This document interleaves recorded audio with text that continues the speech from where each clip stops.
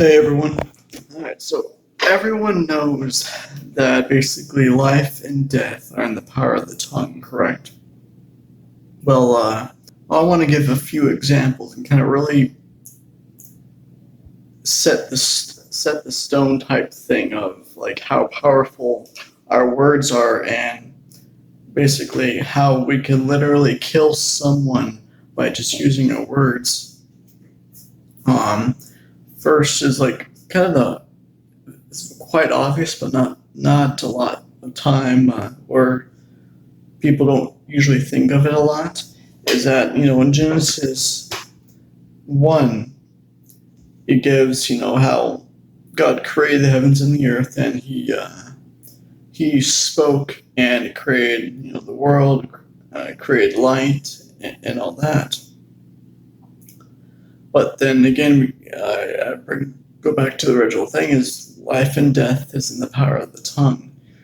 God literally spoke to have this stuff happen. So we have a lot of different cultures in the world these days, that are focused on speaking things out, whether it's meditation or just kind of or rituals, or just things where you speak a certain thing over and over and over again, and that happens. Some of them are good and some are bad. Well, just think of how that is whenever I, or someone else basically speaks a negative thing to someone, and it's the same concept. But in this case, if someone speaks a negative thing, or basically what I like to call death to someone, without even really realizing what they're saying, even though they know it's a negative thing, and we take things to heart a lot easier and a lot quicker than we really realize. And there are only a few people in the world these days that know not to take what someone says to heart. Those are it might get pissed off at me at this one, but the people who do that are actually the more successful ones, because they don't care what other people think, rather than the other 95 or 98% of the world who do, and they're stuck, pushed back down because of like a bunch of negative things.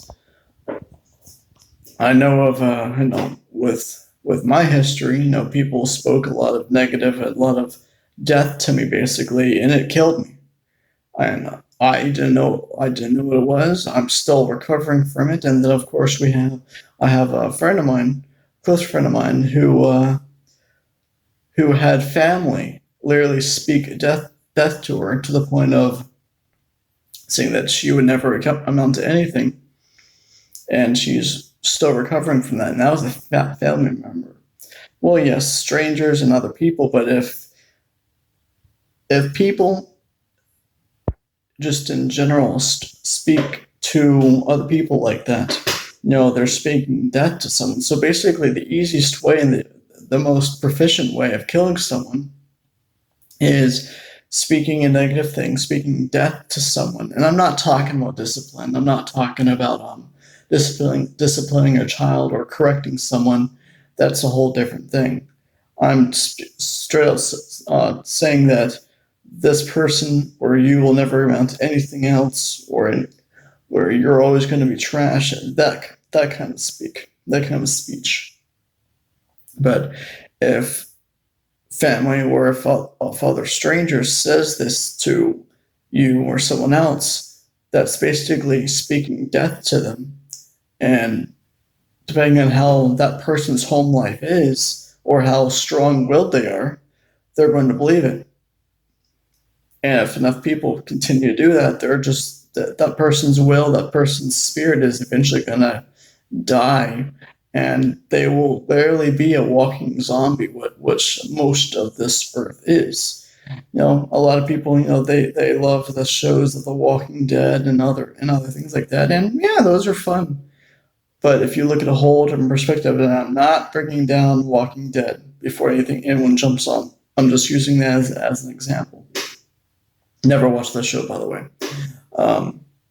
But the majority of the world these days are literally, it's full of zombies because most of the world are all zombies. We're all walking dead because we're just dead in spirit, dead in our soul, because there's nothing but, except for, of course, the people who bring light, there's nothing but death in the world. And until you are resurrected, and people who actually pull you up and resurrect your spirit, your soul,